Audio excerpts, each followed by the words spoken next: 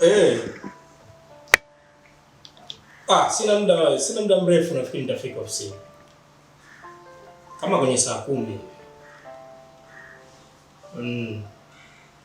Haya basi sawa, haina shida.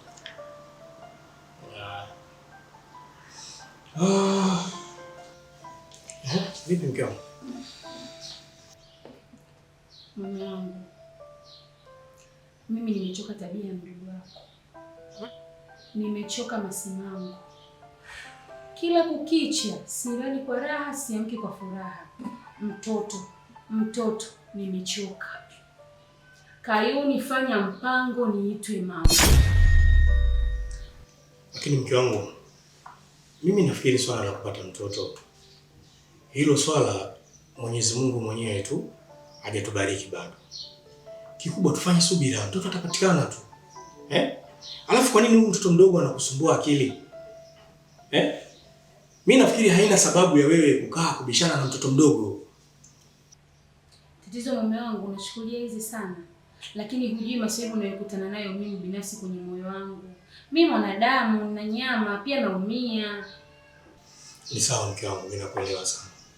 Lakini haina sababu ya wewe kugombana. Haina sababu ya wewe kubishana na huyu mtoto mdogo. Na kuhusu swala la sisi kupata mtoto, Mwenyezi Mungu tu mwenyewe atapoamua mtoto atapatikana. Lakini nakuahidi pia mke wangu, nitakaa, nitaongea naye na nitamkana. Sawa mke wangu? Fanya basi mpango wa kupika. Sio unajua tutakapoendeleza. Yeah.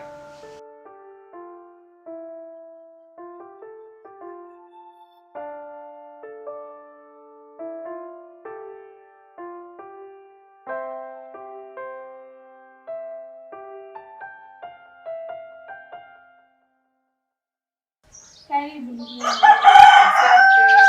Mbona unaonekana shoga yangu? Wewe nipo. Na ile geti nadhani mfanya masela kutoka hapo nje. Na kweli ndio unang'aa shoga yangu. Nipigi sana na muda wote niko ndani. Mzangu kweli na hiyo rangi. Hapana kwa kweli. Mwenyewe unapendeza. Ndio hivyo. Ndio. Unaongea? Kuna ugeni. Sasa mimi nataka kutoka kidogo.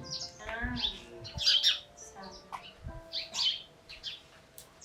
Nisema kwa sababu si ndani. Yaani wewe upoje? Hebu gani kile sasa chumbani. Haisi kwenye kitanda kama nimeacha. Nakuja. Yaani unaelewa nimenyuka shida. Wewe acha.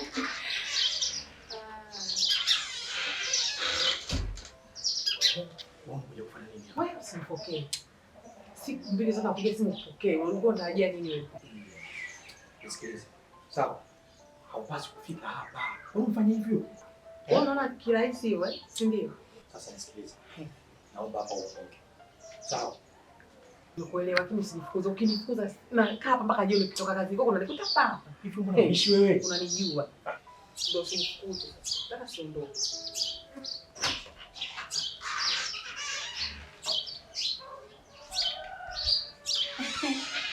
Na leo sijaja. Sasa. Mimi natoka basi. Haya. Kazi njema baby. Nipe kuzangu. Nisitaki hivyo ndio. Hata kwenye naona hapa mdau mshasa kuondoka. Sasa mbona ukai? Yaani niliacha mboga jikoni kwa ndio ukasema unipikie kwa shoga yangu nimsalimie. Nashukuru kwa mapenzi yako juu yangu. Mpaka nakuja kuniona. Shoga yangu hapa kurudi sijui lini. Fike sokota sielewi mambo mengi. Haya karibu si tupo.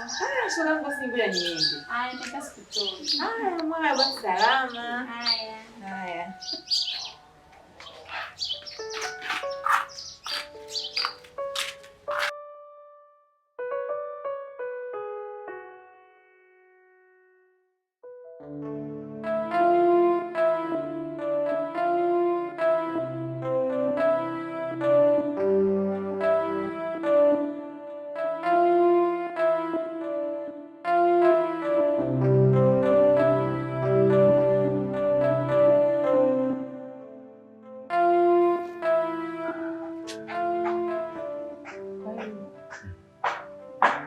Najua kutoa haraka kwa sababu nimeshapiga simu kazini.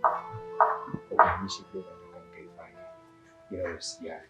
Simu zipo leo tutafanya kazi. Yaani kama simu zipo leo. Leo kama ndio chapwa ya usiku. Tutafuta time.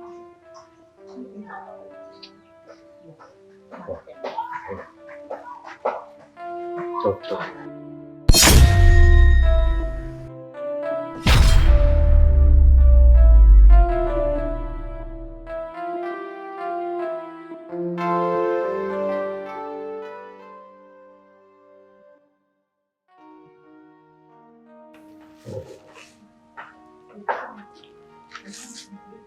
Vipi mwenzetu? Mbona kama mtu mwenye mashaka?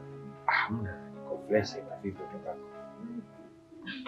Unajua Shebi, mimi sijakuzoea hivyo. Kwa nini? Hata kuna hagi jamani.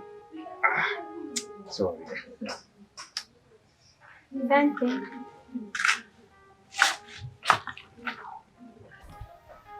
Unajua mimi sijakuzoea hivyo.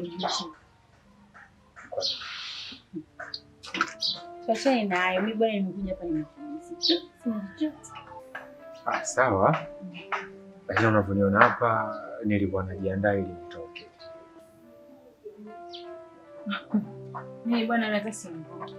Mimi nina shida na wewe, kwa hiyo huyo mkeo atanikuta hapa. Sikia. Nimepata wazo. Ngoja nikampokea huyo mtu. Alafu nikishamrudisha nambwaga ili namtelekeza. And then nakuja wewe. Unaongea kweli? Maana yake unaniahidi kitu. Unanijua. Nikisema nimesema. Nambwaga namtelekeza kisha nakufuata. Nije nikupe vitu adimu. Sawa, nimekuelewa. Au sio?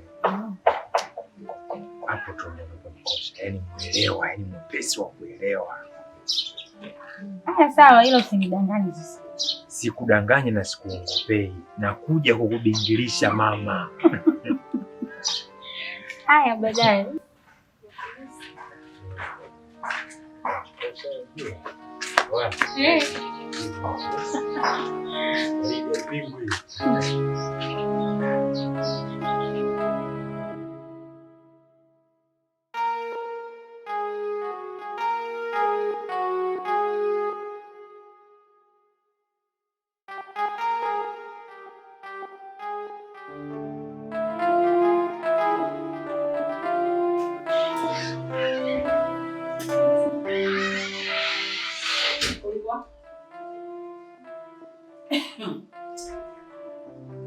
Nilikuwa wapi vipi sasa?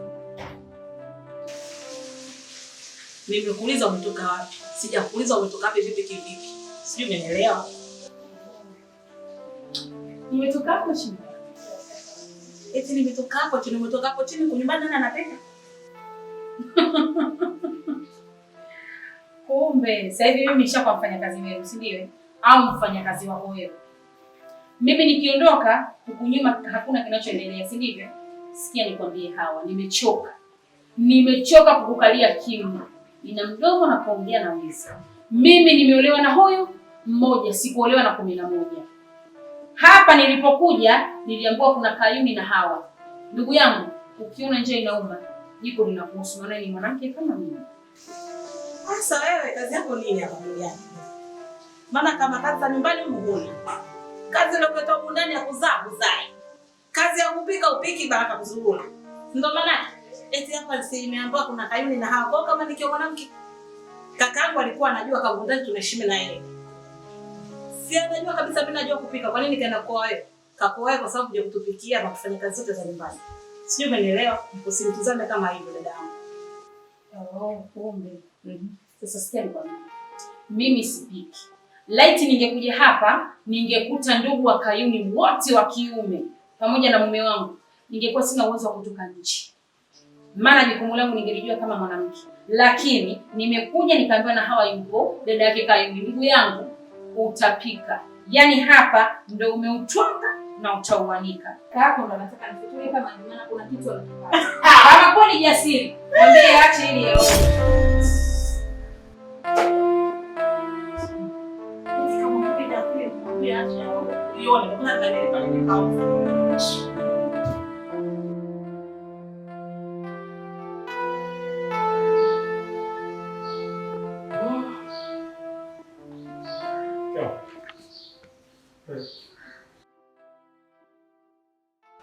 Vipi? Mbona umelala sasa? Najisikia vibaya mama. Inaweza saa ngapi hiyo hali? Nimetegemea na kizunguzungu. Pia kichwa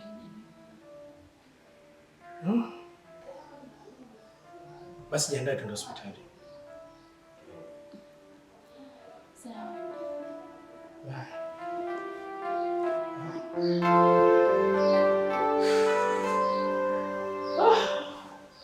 Ulikiwa maji ya kunywa?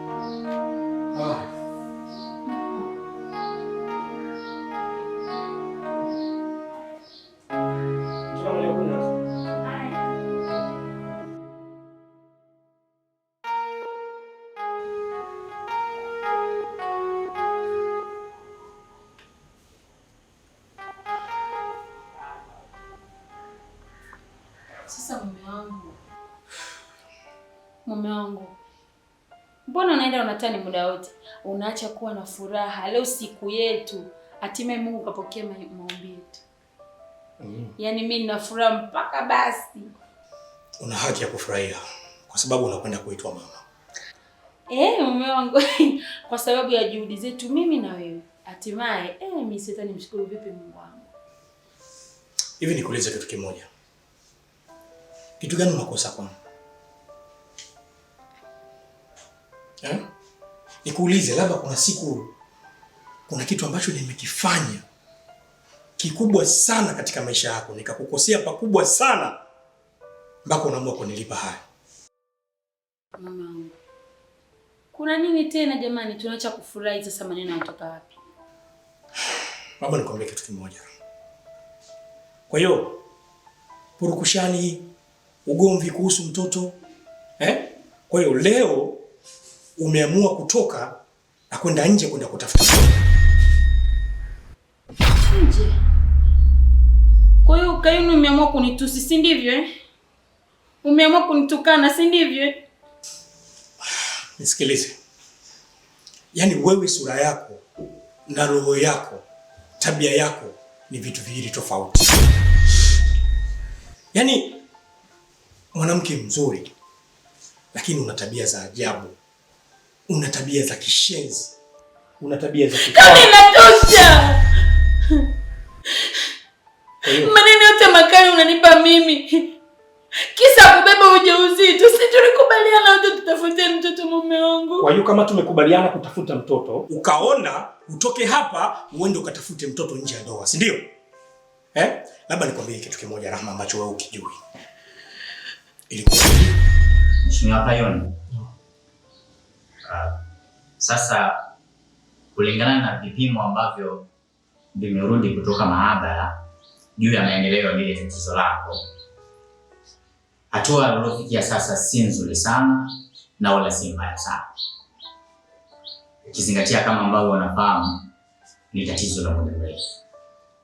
Lakini pia changamoto kubwa ni mbegu kuto kufikia juu ya uzalishaji katika ile mifumo ya uzazi.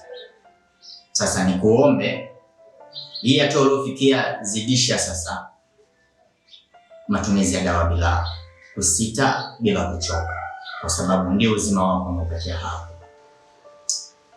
Lakini dokta, ni muda mrefu sasa nimetumia dawa bila mafanikio yoyote.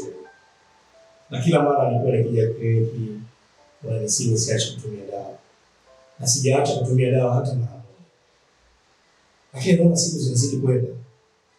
Na swala langu la kupata mtoto naona linazidi kuwa gumu.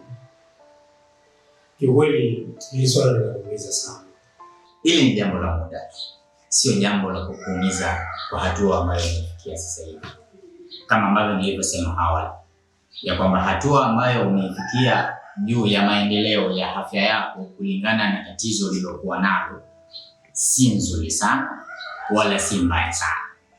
Kikubwa tu kuendelea kutumia dawa katika nyakati zilizo sahihi na kuyafuata yale yote ambayo umeelekezwa unayopaswa kuyafuata. Nafikiri utakuwa sawa tu, almost after 3 months, I think. Sawa, mimi nakuelewa sana. Na ni kwa hili kitu kimoja, kwa mimi nitaendelea kutumia hizi dawa na nitaendelea kuhudhuria kliniki, kwa sababu mimi kiukweli swala la mimi kukosa mtoto linaninyima sana raha. Hata ndoa yangu wakati mwingine yani inaniumbisha sana na hili swala. Ni kweli hili swala daktari, mimi linaniuma sana. Jitahidi daktari, jitahidi. Hapo kujitahidi ni wewe kwenye matumizi ya dawa, vile vile kuhudhuria kliniki mara kwa mara kwa ajili ya juu ya maendeleo ya afya yako, lakini mimi ndio kusisitiza tu. Na hivyo ndio ilivyokuwa. Kayuni, wewe mbona upo hivyo jamani? Umekaa sisi nzito kwenye kifua chako. Tunaishi humu ndani kama mke na mume. Kumbe mimi ndo nabeba hiyo taswira wewe ni mume wangu. Ila kwenye akili yako unaona unaishi kama mtu na dada yake humu ndani. Unashindwa kuniambia mitihani nilokuwa nayo. Yaani hiyo sio sababu ya wewe kwenda kubeba mimba nje. Hiyo sio sababu ya wewe kunisaliti. Sio sababu kabisa. Na nilishakwambia fanya subira, tutapata mtoto tu. Na nilikuwa na maana yangu kukuficha kwa sababu nilikuwa nalihangaikia hili swala. Nimefanya mambo mengi sana ili nipone. Nimefanya vitu vingi sana. Nishamaliza hela nyingi sana ili nipone, nipate mtoto. Hiyo unatoka ndani ya ndoa unakwenda kutafuta mtoto nje ya ndoa. Wewe mwanamke mbaya sana wewe. Yaani wewe mwanamke ni shetani. Sasa nisikilize. Nisikilize kitu kimoja. Inaonekana huyo ndiye mwanaume sahihi sana katika maisha yako. Na maana ukaamua kumbebea mimba ili umzalie. Sasa naomba nijue kitu kimoja tu. Kimoja tu. Naomba nijue hiyo mimba ni ya nani?